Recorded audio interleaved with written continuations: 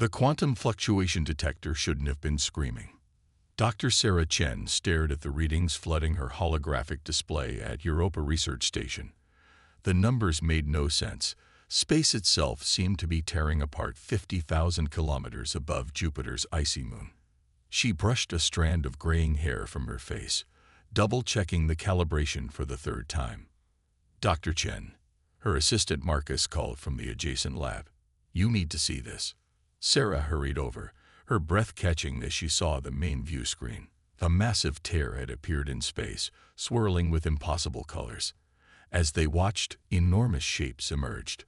Ships unlike anything humanity had ever built.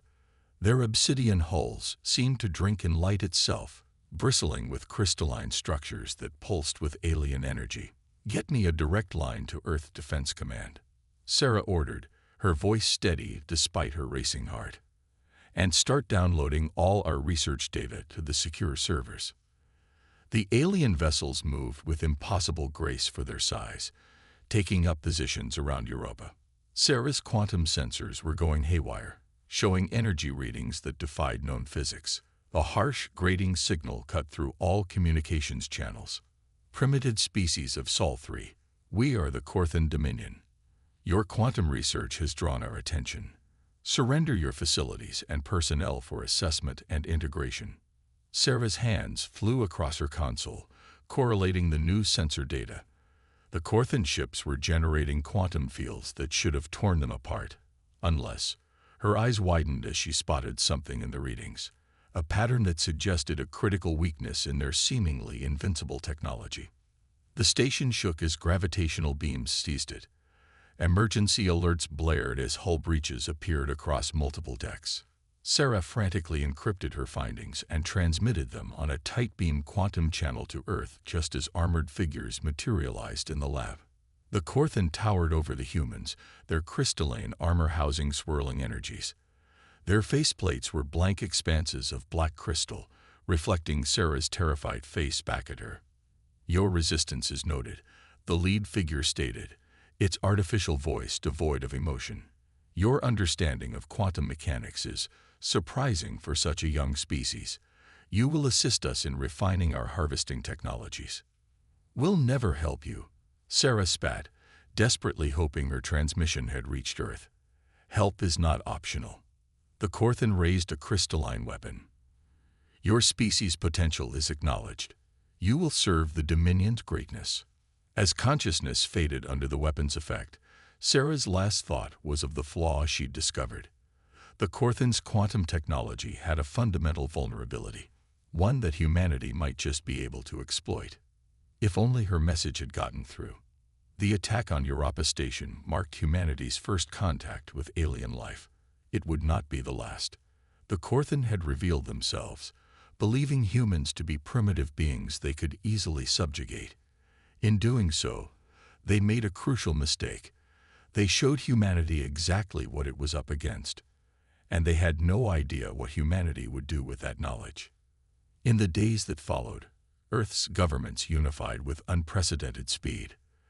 The quantum data transmission from Europa Station was analyzed by every top physicist on the planet. Sarah Chen's final discovery became the foundation for humanity's response to the Corthan threat. Defensive stations were hastily constructed around Earth and its colonies, but the military leadership knew conventional weapons would be useless against the Corthan's quantum technology. They needed something revolutionary, something that would take humanity's understanding of physics beyond anything they'd achieved before. In a hardened facility beneath the Pacific Ocean, engineers and scientists began working on humanity's answer to the Corthan threat. They called it Project Phoenix, because from the ashes of Europa Station, humanity would rise again. And this time, they would be ready. As the first Corthan raids began on Earth's outer colonies, the project's leaders knew they were in a race against time. They had to unlock the secrets of quantum warfare before the aliens realized just how quickly humans could adapt. The war for humanity's future had begun, and despite the overwhelming odds, despite the Corthan's technological superiority, Earth had one advantage. The aliens had shown their hand too soon. They thought they were dealing with primitive beings who would quickly submit to their power. They were about to learn just how wrong they were. Commander James Rodriguez stood before the massive quantum core, its swirling energies casting strange shadows across the underground facility. 6 months had passed since the Europa Station attack, and Project Phoenix had consumed every waking moment of his life since then. "The core is stable, Commander," Dr. Yuki Tanaka reported, her eyes fixed on the holographic readouts. "But the power output is unlike anything we've ever generated. We're barely containing it." The quantum core represented humanity's greatest technological achievement and their greatest risk. Built using principles derived from Sarah Chen's final transmission, it harnessed the same fundamental forces the Corthan used. But where their technology sought to control quantum fields, humanity's approach was different. They weren't trying to control chaos. They were trying to ride it. "Show me Araya's latest integration tests," James ordered, turning to the adjacent chamber where the heart of Project Phoenix truly resided. The Advanced Response Intelligence Array filled an entire wall with crystalline processors, each one grown using quantum principles. Unlike traditional AI systems, Araya didn't just process information. She existed in a quantum state, capable of predicting and reacting to possibilities before they even occurred. Integration is at 67%. The AI's calm voice echoed through the chamber. But human pilots continue to experience severe neural trauma during deep sync attempts. James grimaced. They'd lost 3 test pilots already, their minds unable to handle the quantum interface. The human brain simply wasn't designed to process reality on such a fundamental level. But they had no choice. Conventional controls would be too slow against the Corthan. "Commander," a junior officer burst into the chamber. "We're receiving priority transmissions from the Ganymede colony. They're under attack." The tactical display sprang to life, showing 3 Corthan dreadnoughts materializing above Jupiter's largest moon. The colony's defenses, impressive by human standards, might as well have been paper against the alien quantum weapons. "How long until total colony loss?" James asked, his jaw tight. 20 minutes, maybe less. Our nearest response fleet is 3 hours out." James stared at the quantum core, then at Araya's pulsing display. They weren't ready. The experimental warship was still weeks from completion, its systems untested. But if they waited until everything was perfect, there might not be any colonies left to save.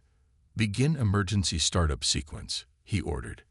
"I'm taking her out myself." "Commander, with respect," Dr. Tanaka stepped forward. "The neural interface isn't stable. A deep sync could kill you. Then I'll die trying to save our people." James headed for the preparation chamber. "Araya, begin pilot integration protocols." As the neural interface cables connected to his spine, James thought about everything humanity had learned since first contact. The Corthan thought themselves invincible, their quantum technology making them gods among lesser species. But they'd never faced an enemy willing to break every rule of physics and biology to fight back. Neural sync initiating. Araya's voice was different now, more focused, almost eager. "Commander, I must warn you. This level of integration has never been successfully tested. Sometimes you have to roll the dice, Araya." James felt the first tingles of quantum awareness spreading through his consciousness. "Let's show them what humanity can do." The experimental warship rose from its underground berth, its hull drinking in light just like the Corthan vessels. But where their ships were crystalline and angular, Phoenix was organic, almost predatory in its design. Quantum energy coursed through channels that mimicked neural pathways, all flowing into the breakthrough that made it possible. The quantum core that didn't fight chaos, but embraced it. Multiple hull breaches detected at Ganymede colony, Araya reported as they accelerated. Corthan forces are beginning civilian extraction. James felt rage flow through both his human consciousness and Araya's quantum one. The neural link was holding, barely, his mind stretched between normal space and quantum possibilities. Calculate jump coordinates, We're going to show them why taking our people was their biggest mistake.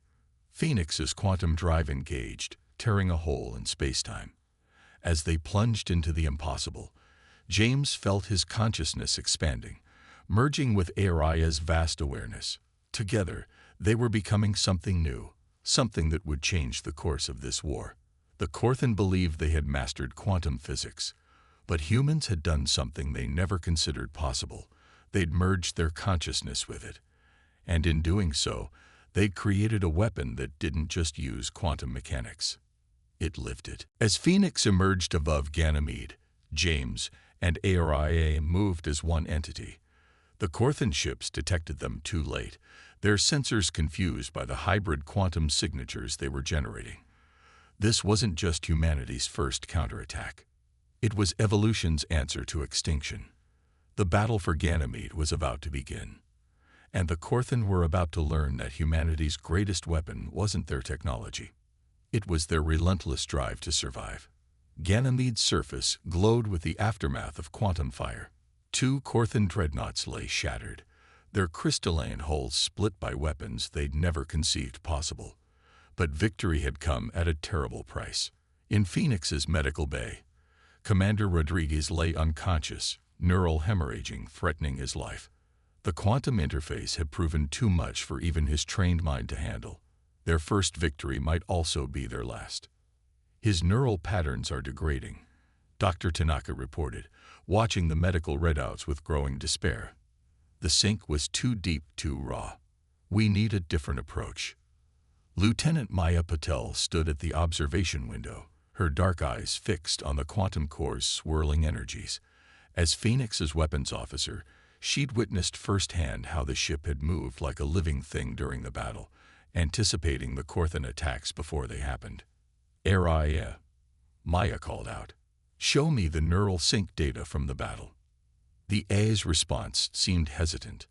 Lieutenant, that information is classified given the medical complications. Show me anyway. I think I see something everyone else missed. The holographic display sprang to life, showing the intricate dance between human consciousness and quantum awareness. Maya studied the patterns, her mind making connections others had overlooked. The problem isn't the sync itself, she murmured. It's that we're trying to force it. Look at these patterns. They're fighting each other. What if? She paused, an idea forming. What if instead of trying to control the quantum state, we let it flow naturally? Dr. Tanaka looked up sharply. That would be suicide. The human mind can't handle that level of quantum exposure. Maybe not directly, Maya agreed. But what if we approached it like learning to swim? You don't fight the water. You work with it. Before anyone could stop her, Maya walked to the neural interface chamber. Aria, I want to attempt to sync, but this time, we do it differently. No forced protocols, no safety limits. Just connection. Lieutenant, this is highly inadvisable, Aria responded. The risk of neural damage is better than watching more colonies fall. Maya began connecting the interface cables. You've analyzed every human who's attempted the sync. What makes Commander Rodriguez different from the others? There was a pause before Aria answered. His neural patterns showed unusual flexibility, an ability to adapt to quantum states rather than resist them. Exactly. But he was still trying to control it. Maya finished the connections. I don't want to control anything. I want to learn to dance with chaos.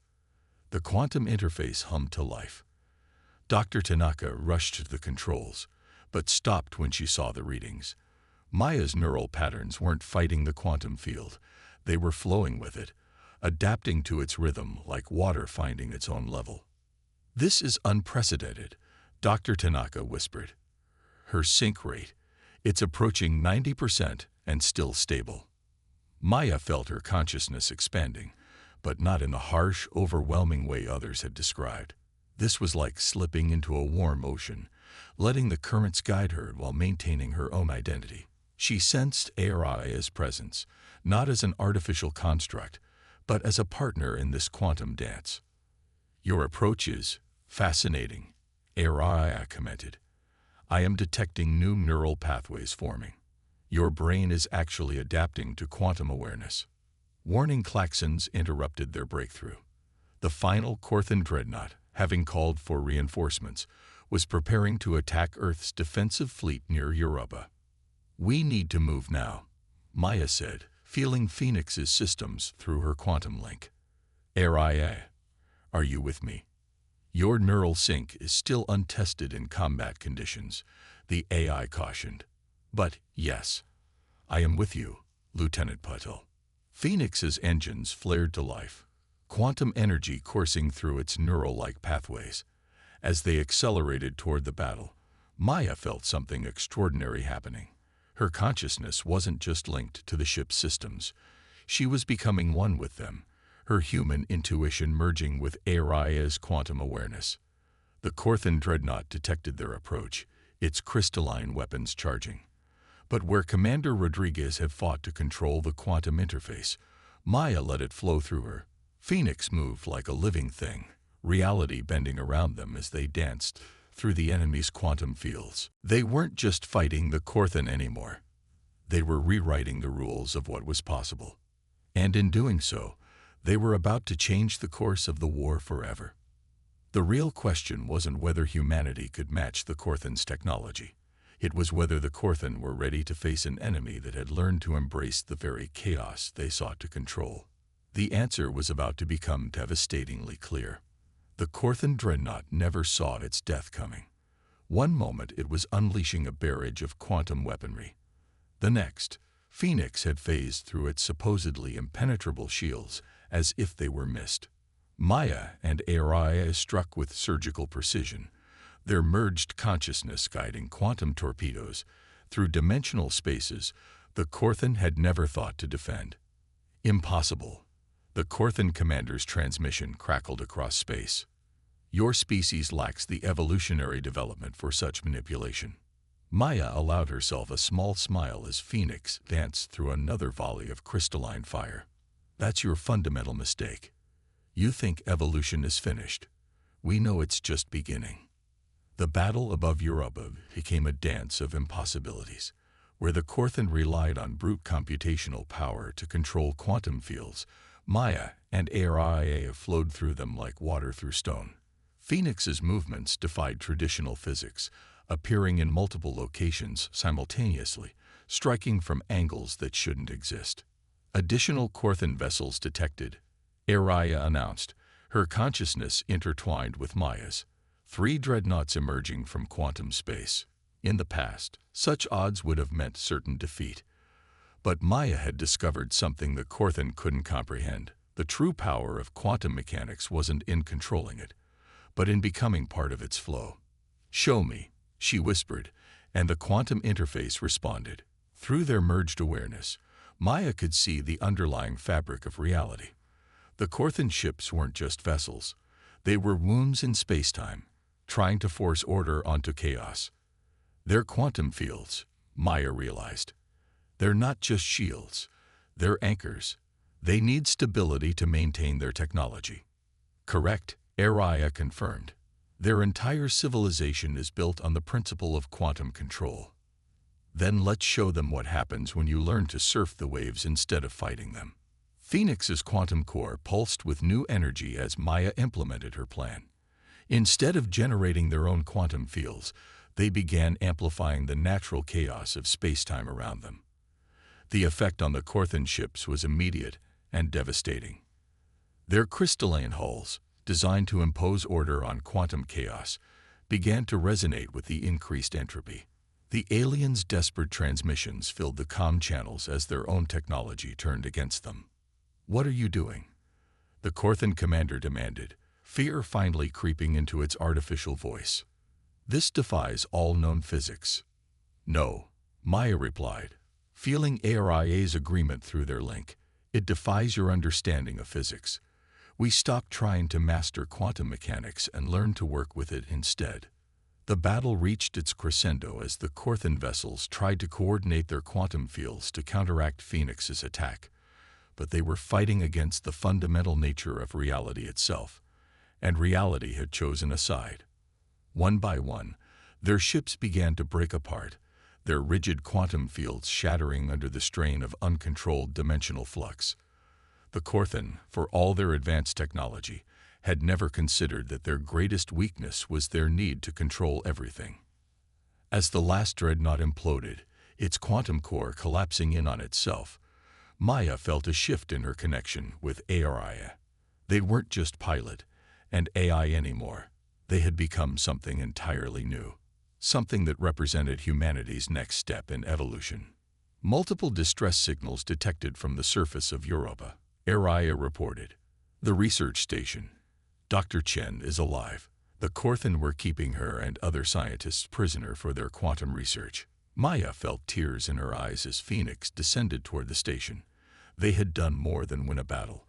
They had proven that humanity's greatest strength wasn't in its technology, but in its ability to adapt and evolve. The quantum interface hummed with shared emotion as Maya and Araya began rescue operations. Through their connection, they both knew this was just the beginning. The Corthan would return, probably with even more powerful weapons and defenses, but they would never understand what they were truly fighting against. Not an enemy that sought to match their technology, but one that had learned to transcend it entirely. Humanity hadn't just found a way to fight back. They had discovered their own path forward into a future where consciousness itself was evolving. The Corthan's mistake wasn't in underestimating human technology. It was in underestimating human potential. The Corthan's supremacy arrived at Earth with enough firepower to shatter a planet. Their massive fleet emerged from quantum space like a crystalline storm, led by a vessel that dwarfed even their largest dreadnoughts. Humanity's greatest nightmare had finally arrived. The Corthan had committed their full strength to ending the rebellion that threatened their control of quantum physics itself. Inside Phoenix, Maya and Araya watched the enemy fleet through their shared consciousness. In the months since their first victory, their connection had grown beyond anything humanity had imagined possible. They weren't just partners anymore. They were a glimpse of humanity's quantum-evolved future. They'd brought their world breaker. Dr. Chen's voice came through the comm. The rescued scientist had become instrumental in understanding Corthan technology. It's not just a weapon. It's their attempt to achieve perfect quantum control over an entire solar system. Maya felt Araya's concern ripple through their link.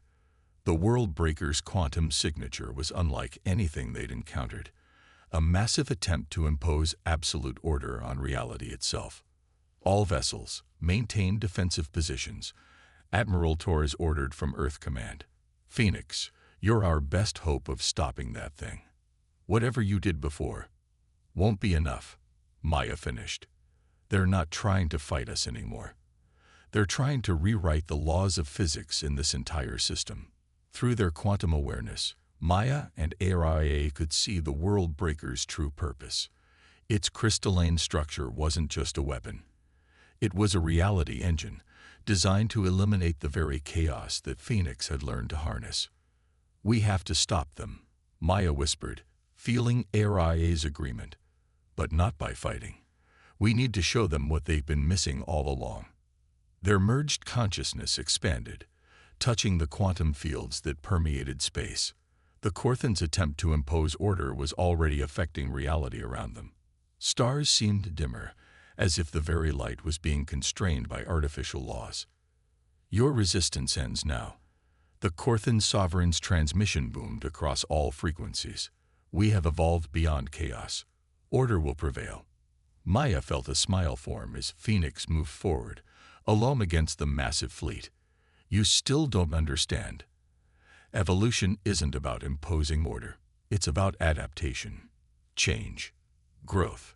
Phoenix's quantum core pulsed with new energy as Maya and Araya implemented their desperate plan.